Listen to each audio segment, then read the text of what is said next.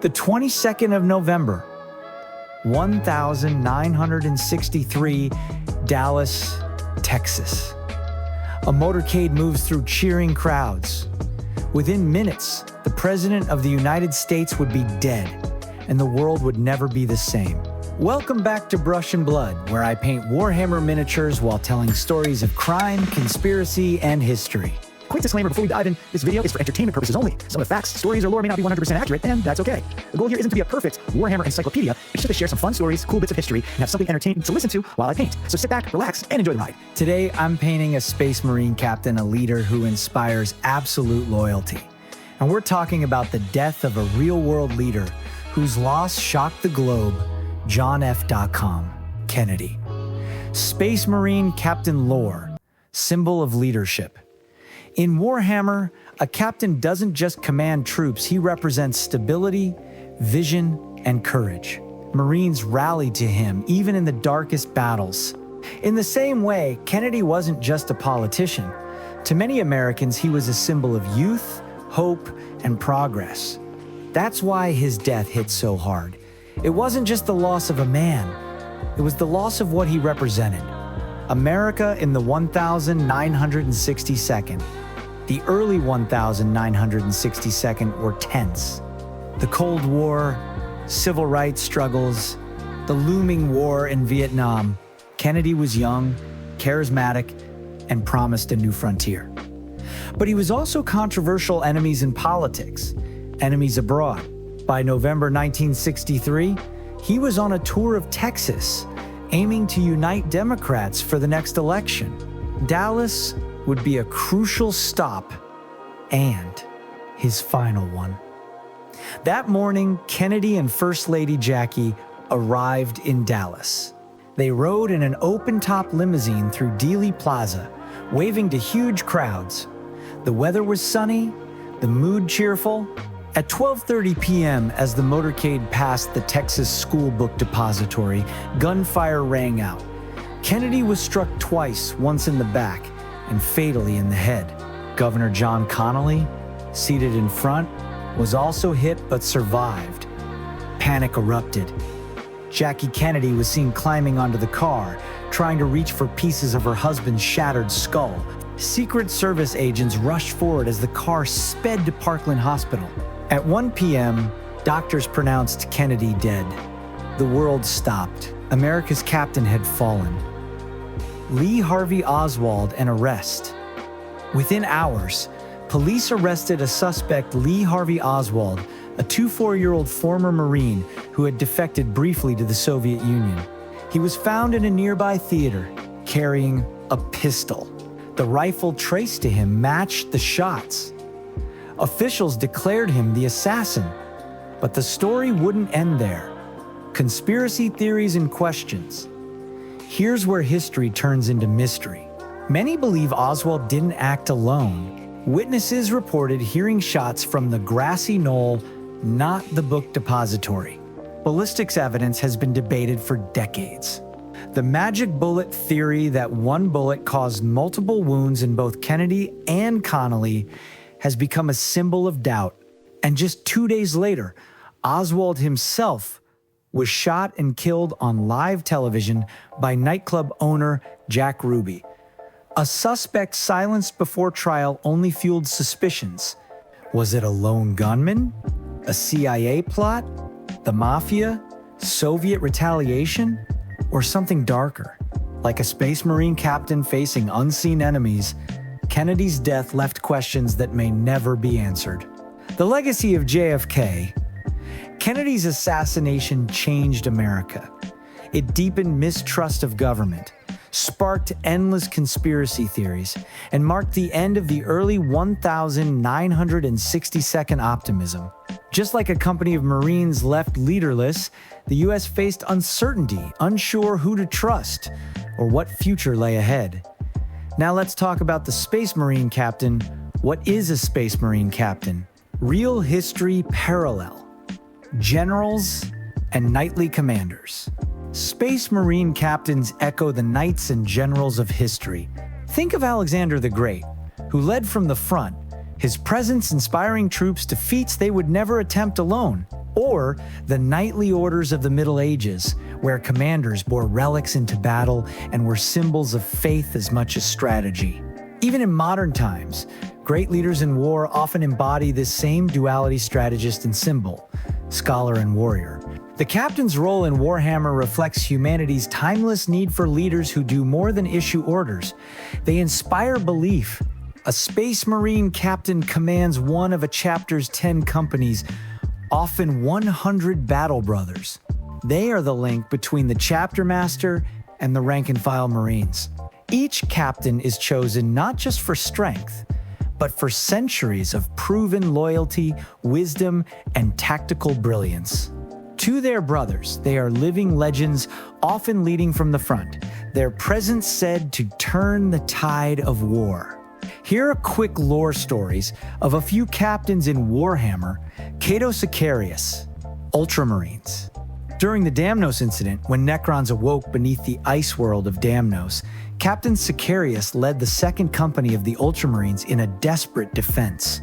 Outnumbered and surrounded, Sicarius spearheaded boarding actions against Necron tomb ships in orbit, personally slaying a Necron overlord in single combat. Though the Ultramarines were eventually forced to withdraw, Sicarius's courage and tactics allowed thousands of civilians to escape, and his legend as a daring, almost reckless commander grew. To his brothers, he is a hero. To his rivals, his ambition is a warning. Gabriel, Angelos, Blood Ravens. In the Kurava campaign, Dawn of War, Soulstorm, Gabriel Angelos wielded the mighty Daemon Hammer God, splitter against the forces of chaos and heretic warlords. His most famous moment came during the Aurelian Crusade, when the chapter risked corruption from within.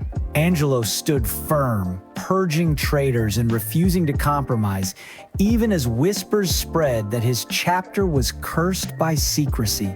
In the final battle against the Chaos Lord Azariah Kiris, Gabriel led from the front, striking down the daemon-tainted enemy with Godsplitter, saving his chapter from damnation. His story reflects the burden of a leader who must hold faith while surrounded by doubt. Agnathio, Ultramarines. During the First Tyrannic War, when Hive Fleet Behemoth struck Ultramar, Captain Agnathio commanded the defense of the fortress world of Macrog alongside Marneus Calgar. While Calgar held the polar fortresses, Agnathio led the defense of Ultramar's outlying worlds. On Icar 4, he stood against endless Tyranid swarms, rallying his company again and again as bio-beasts darkened the skies. Though losses were heavy, Agnathio's leadership bought critical time for reinforcements to arrive. His name is honored among the Ultramarines as the captain who held the line when extinction loomed. Here are 3 real-life captain stories. Captain John Paul Jones, 1740-1792. I have not yet begun to fight. In 1779, during the American Revolution, Captain John Paul Jones of the Continental Navy faced the British warship HMS Serapis. His own ship was crippled, burning, and sinking. When the British captain demanded his surrender, Jones gave his immortal reply, I have not yet begun to fight. Against all odds, Jones rallied his men, boarded the enemy ship, and captured it. His story reminds us of the Space Marine captain who refuses to yield, even when all hope seems lost. Captain Ernest E. Evans, 1908-1944, the hero of Leyte Gulf. During World War II, at the Battle of Leyte Gulf, Captain Ernest Evans commanded the USS Johnston, a destroyer facing a vastly superior Japanese fleet. Outnumbered and outgunned, Evans led his tiny ship in a suicidal charge, firing torpedoes and drawing enemy fire away from vulnerable carriers. The Johnston was sunk, and Evans went down with his ship. He was posthumously awarded the Medal of Honor. Like a Space Marine captain, Evans knew sacrifice, giving his life to save thousands of others. Captain Florent Groberg, 1983, Modern Valor in Afghanistan. In 2012, U.S. Army Captain Florent Groberg was leading a security detail in Afghanistan when a suicide bomber rushed his patrol. Without hesitation, Groberg tackled the bomber, dragging him away from the formation. The vest detonated, but his action saved countless lives. Groberg survived with severe injuries and was awarded the Medal of Honor. His courage mirrors the Warhammer captain, who leads from the front, risking all to protect his brothers. The hard path to becoming a captain. Becoming a Space Marine captain isn't just about rank or seniority. In many chapters, there may be only a handful of Marines in an entire millennium who rise to the title. Among the Ultramarines, no name is more famous or more divisive than Cato Sicarius. His rise to captain of the Second Company wasn't quiet, and it wasn't easy.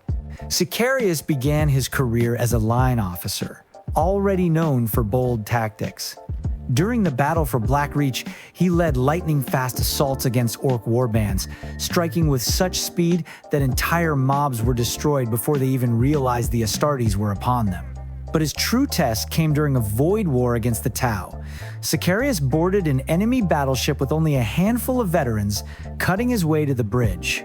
There, he personally slew the alien commander in single combat, seizing the ship in the name of the Emperor. Acts like these, reckless to some, heroic to others, earned him the honor of being chosen as captain of the Second. Every captain is forged through centuries of war. They must survive battlefields that would kill ordinary men 10 times over.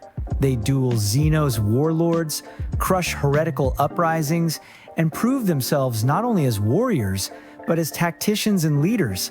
Promotion to captain often comes only after the death of the current one, and not quietly, but in battle, where the company bleeds and only one leader remains to carry the banner forward. In some chapters, rivals duel for the honor.